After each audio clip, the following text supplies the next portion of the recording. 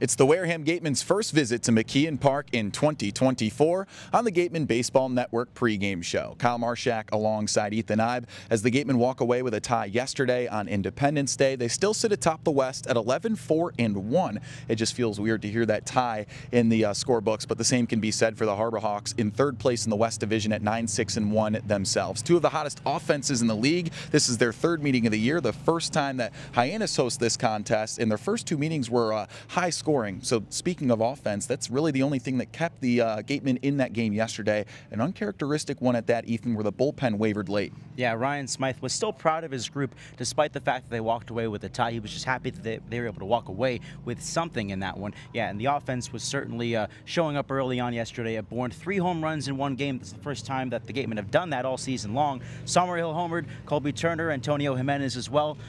This lineup has seen production from top to bottom, so looking for more of that today, Kyle. Yeah, the offense was a positive yesterday. As you mentioned, a trio of home runs, a season high for the Gatemen in a single contest. Looking to prevent the offense today against the second best offense in the league, according to batting average, the Harbor Hawks once again. It's going to be Braden Sloan in his 4th start of the year out of TCU. He's wavered in his past couple of starts. The last one was against Katuitt, and that was more of a bounce-back effort from him. 4 innings, a couple earned runs allowed there. He has faced the Harbor Hawks before, back on June 23rd at Spillane Field. That was the first game where the Gatemen found themselves in first place in the West, and that one 5 innings, check that, 2 innings, 5 earned runs. So looking for a bit more from the Katuitt side today. He did have 5 strikeouts in that contest against a really strong Harbor Hawks offense. So for more on what this starter's feeling in this 4th appearance for him on the year, we had Madison Walker chat with him pregame. Thanks, guys. I'm Madison Walker. I'm here with the starter today, Braden Sloan. So, Braden, you pitched away at Katuitt. You're pitching an away game today. Does that mess up with your routine at all or change anything? Doesn't change too much, no. I just start warming up a little bit later since I pitch after the first guy goes for their team, but pretty much stays the same. So what's your scouting report for Hyannis today, and what pitches are you going to rely on the most for that? Yeah, I mean, I pitched against them before and didn't do the best establishing my fastball, so I'll probably just make sure I get my fastball in the zone and then just go to my off speeds later. Do you have any goals for today on the mound for yourself? Probably just go later into the game, probably try to give the relievers a little bit of an off day and try to go as many as I can. Have you kind of been working on anything with Luxus or just by yourself to get that going since your last start? Yeah, I mean, just throwing bullpens and touching each of my pitches every day and just making sure that I'll have all 4 in the zone. So we're already a couple days into July. What is your favorite Gatemen memory so far?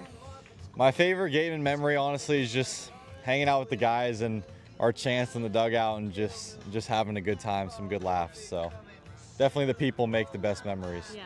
Are you going to tell me about the battle one? Do you know anything about that? Yeah, so Cole Lehman started the battle. I guess it's something from Lehigh, but usually the system is every time a hitter gets into a battle, which is a 3-2 count plus 1 foul ball, or if it's anything below that with 2 foul balls, it usually becomes a battle, and you know, we just use it to cheer on the hitters and make sure that they're fighting up there and doing the best they can. Can you do it for us right now? I sure can. You usually want to get about like 9 of these, and then you go into battle. That's pretty much pretty much what we do. Awesome. Thank you so much, Braden.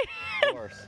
Thanks, Madison. Yeah, Braden Sloan just trying to continue that upward trend after, as you mentioned, a bounce-back start. And with that, trying to control these offenses are going to be difficult, especially with what we saw from the Gatemen yesterday. We touched on it, but how about Colby Turner's first home run for the Gatemen, Summerhill's 2nd, and Hyannis's 3rd?